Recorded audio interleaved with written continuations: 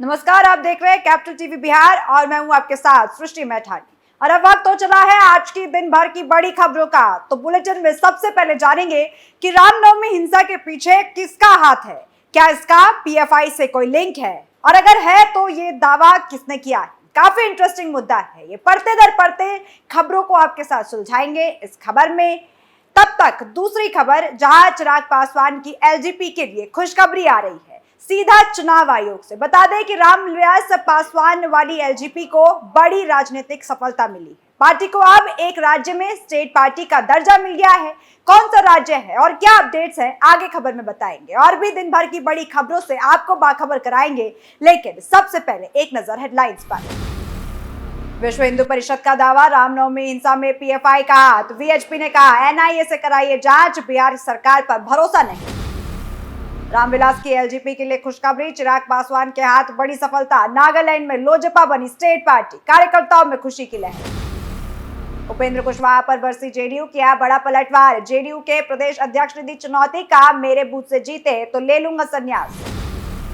Bihar cabinet का बड़ा फैसला, 6 एजेंडों पर लगी मोहर। 3 लाख शिक्षकों की होनी है बहाली, तो महंगाई भत्ते में 4% बढ़ोतरी। बिहार में दर्दनाक हादसा, हाईवा ने पुलिस की गाड़ी को रौंदा। हादसे में एएसआई की दर्दनाक मौत, तो 4 की हालत नाजुक।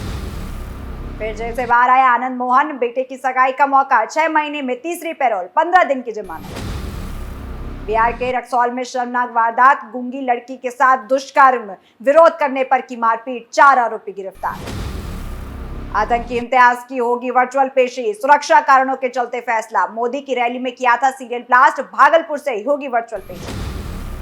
पटना में महंगाई की मार, बेलगाम तेल की कीमतें, पेट्रोल डीजल की कीमत में हुआ इजाफा। 35 पैसे बढ़ा पेट्रोल, तो डीजल में 32 पैसे की बढ़ोतरी। बिहार में रामनवमी पर हुई हिंसा के मामले में विश्व हिंदू परिषद के राष्ट्रीय अध्यक्ष आरएन सिंह ने कहा कि इसके पीछे पीएफआई का हाथ है, जिसकी जांच एनआईए से कराई जानी चाहिए। आरएन सिंह ने कहा कि इस मसले में विशेष समुदाय को खुश करने के लिए हिंदुओं को गिरफ्तार किया जा रहा है, जहां बिहार सरकार एक तरफा कार्रवाई कर रही है। इस पर आरएन सिंह ने आगे कहा कि हम लोग अब चुप नहीं बैठेंगे और अब तुष्टीकरण की राजनीति नहीं होने दी जाएगी। तो वहीं इससे जुड़े मामले में आरएन सिंह ने कहा कि सोमवार 10 अप्रैल को प्रतिनिधिमंडल ने राज्यपाल को ज्ञापन सौंपा था। इससे पहले आरएन सिंह ने कहा था कि रामनवमी के दिन जुलूस पर प्लानिंग के तहत पथराव किया गया है।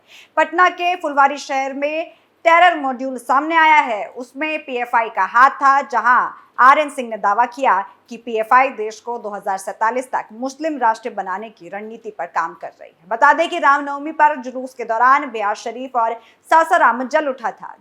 जुलूस पर पथराव किया गया था, तो 2 पक्ष के बीच में भिड़ंत हो गई थी, जिसमें तोड़फोड़, आगजनी, लूटपाट, बमबाजी और फायरिंग तक देखी गई थी, जिसके बाद अब जाकर हालात काबू लाए गए। तो वहीं चिराग पासवान की लोक जनता रामविलास पार्टी के धड़े की बड़ी राजनीतिक सफलता हुई है, जहां पर आप भारतीय चुनाव आयोग ने चिराग पासवान की अध्यक्षता वाली लोक जनशक्ति पार्टी को नागालैंड में राज्य पार्टी का दर्जा दिया। दरअसल चिराग पासवान की पार्टी ने न केवल 60 सदस्यीय नागालैंड विधानसभा में 2 सीटें जीती, बल्कि पार्टी 8 और निर्वाचन क्षेत्रों में उपविजेता भी रही थी। इसके साथ ही पार्टी ने 8.6% से ज्यादा वोट हासिल करके राज्य में चौथी सबसे बड़ी पार्टी के तौर पर उभर कर सामने भी आई थी। वहीं बता दें कि एजीपी की नागालैंड में ये पहली चुनावी यात्रा थी, जिसके बावजूद पार्टी टोटल वोटों का 8.6% से ज्यादा मत हासिल करने में कामयाब रही, जबकि पार्टी ने राज्य की कुल 60 में से 16 सीटों पर ही चुनाव लड़ा था, जिसके बाद आयोग ने चिराग पासवान की पार्टी को राज्य पार्टी का दर्जा दिया।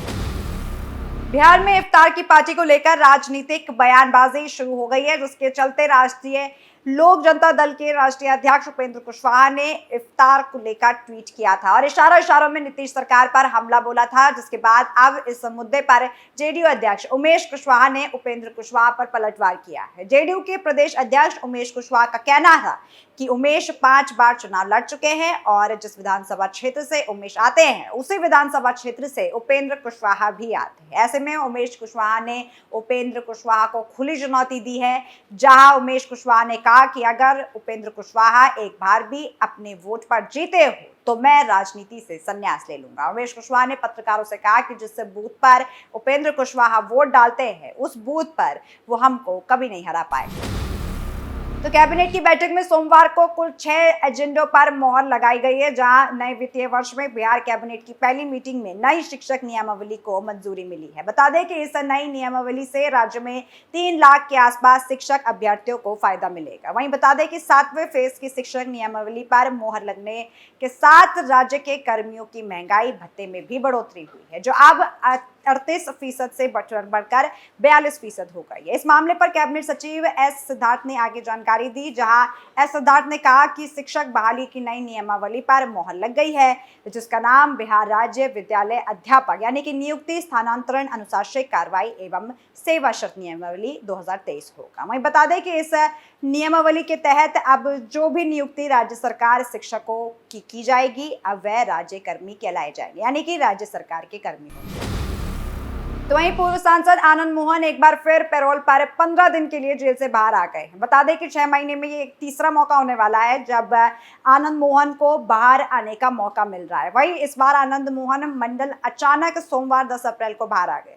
बता दें इस बार बाहर आने का कारण आनंद मोहन के बेटे और आरजेडी विधायक चेतन आनंद की सगाई, जिसको लेकर पूर्व सांसद आनंद मोहन को 15 दिन की पैरोल का वक्त मिला है। वहीं बता दें कि आरजेडी विधायक चेतन आनंद का उपनयन 16 अप्रैल को है और सगाई 24 अप्रैल को। वहीं ये शादी 3 मई को देहरादून में होने वाली है। बता दें कि पैरोल पर बाहर आते ही आनंद मोहन सबसे पहले अपनी बीमार मां का हालचाल जानने के लिए एक निजी क्लिनिक गए, जिसके बाद आनंद मोहन अपने कार्यकर्ताओं से मिलने निजी आवास पर चले गए। तो वहीं बिहार के रक्सौल से एक शर्मनाक घटना सामने आ रही है, जहां रक्सौल के थाना क्षेत्र के एक चिकन सेंटर से एक गूंगी लड़की के साथ गैंग रेप की वारदात सामने आई है। आरोप है कि 4 वैश्यों ने पहले गूंगी लड़की के साथ दुष्कर्म किया, जहां लड़की के विरोध करने पर पीड़िता के साथ मारपीट की गई। तो वहीं पुलिस ने इस मामले में सोमवार को चारों आरोपियों को गिरफ्तार कर लिया है। बता दें कि घटना 8 अप्रैल की है, जहां पीड़िता के पिता ने रक्सौल थाने में 4 नामजद बदमाशों के खिलाफ रिपोर्ट दर्ज करवाई थी। रिपोर्ट में पिता ने कहा है कि उनकी गूंगी लड़की 8 अप्रैल को घर से निकली थी, जिसके बाद से पीड़िता गायब हो गई थी। वहीं तलाश करने के बाद भी पीड़िता का कुछ अता पता नहीं लग पा रहा था, जिसके बाद 9 अप्रैल की देर शाम पीड़िता खुद घायल अवस्था में घर पहुंची थी। वहीं पूछताछ करने पर लड़की ने इशारे में पूरी बात बताई, जिसके बाद पीड़िता की निशानदेही पर स्थानीय लोगों ने 3 आरोपियों को पकड़कर रक्सौल पुलिस के हवाले कर दिया था। तो बता दें कि चौथे आरोपी को खुद पुलिस ने घर जाकर गिरफ्तार किया। तो वहीं बिहार के भागलपुर से एक दर्दनाक हादसा सामने आ रहा है, जहां मंगलवार की सुबह एक सड़क हादसे में पुलिस के एक जवान की मौत हो गई। तो वहीं 4 पुलिसकर्मी गंभीर रूप से घायल बताए जा रहे हैं। बताया जा रहा है कि पुलिस की गाड़ी को दूसरी गाड़ी ने टक्कर मार दी थी। वहीं हादसा नजदीकी पेट्रोल पंप के पास हुआ, जहां पुलिस जवानों से भरी गाड़ी सीतामढ़ी से भागलपुर जा रही थी। साथ ही एक कैदी को सेंट्रल जेल भागलपुर ले जाया जा रहा था, जिस दौरान हाईवा ने पुलिस की गाड़ी को टक्कर मार दी और उसके चलते गाड़ी पर सवार 5 पुलिसकर्मी गंभीर रूप से घायल हो गए। हादसा इतना भयानक था कि एसआई सतीश कुमार दुर्घटनाग्रस्त गाड़ी में बुरी तरह फंस गए, जिसके बाद काफी मशक्कत के चलते पीड़ितों को गाड़ी से बाहर निकाला गया। वहीं सभी को इलाज के लिए भागलपुर पहुंचाया गया, जिस दौरान इलाज में एक पुलिस एसआई की मौत हो गई। तो वहीं बाकी 4 की हालत नाजुक बताई जा रही है।